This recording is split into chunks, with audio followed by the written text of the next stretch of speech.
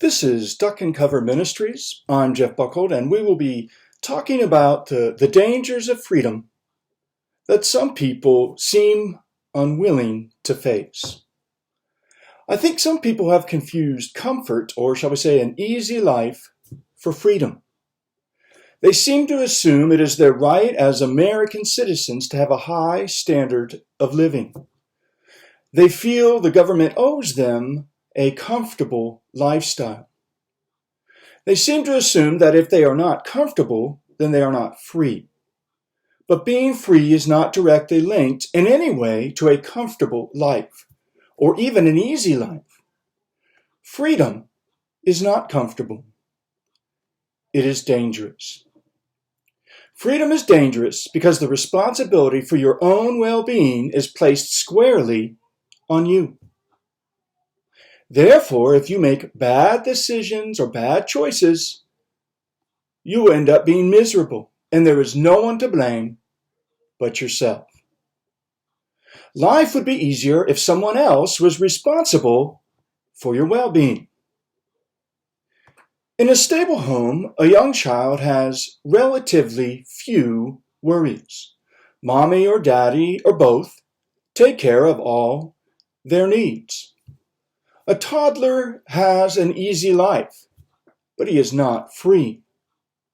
A toddler does what his parents tell him to do, or he is corrected. He eats only what the parents provide and goes only where the parents take him. He is happy that he is not responsible for anything, but he also has no freedom. Obviously, toddlers shouldn't be free to do whatever they want. They do not possess the attributes that are required in order to live free. A toddler is not mature enough, wise enough, or have enough conscientiousness to be given responsibility for themselves. Freedom is dangerous and scary because freedom demands a lot from the individual who wants to be free. Sometimes being responsible for ourselves is so daunting that we would rather give up our freedoms so someone else can be responsible for us. There is an example of this that is of biblical proportions. The Hebrews were slaves in Egypt. They had no meaningful freedom. They did the work that they were ordered to do. They ate only what the Egyptians provided. They could not move around or live anywhere but where the Egyptians told them. They could not criticize the Egyptians or even complain about being slaves. Now, according to some estimates, there were hundreds of thousands of adult Hebrews without one lick of self-determination. These poor slaves cried out to God for freedom. God used his miraculous power to bring some pretty vicious plagues on the Egyptians until they finally let the Hebrew slaves go free. End of story, right? The oppressed slaves are set free. A happy ending. Well, not exactly. We see in Scripture that as they transition from slavery to freedom, many longed to be slaves again.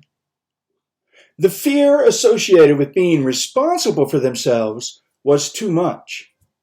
Some were more than willing to give up their freedom and be slaves again. Freedom is hard. Slavery, in one sense, well, it was easy.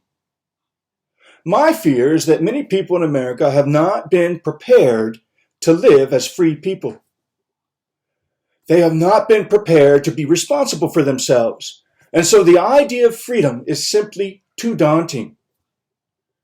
This means many will be willing to give up their freedoms if the government promises to be responsible for their lives.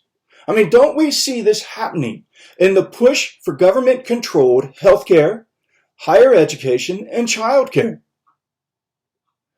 But the more responsibility we give the government, the less freedom you and I will possess. Well, thanks for listening. Please like and subscribe. Until next time, to God be the glory.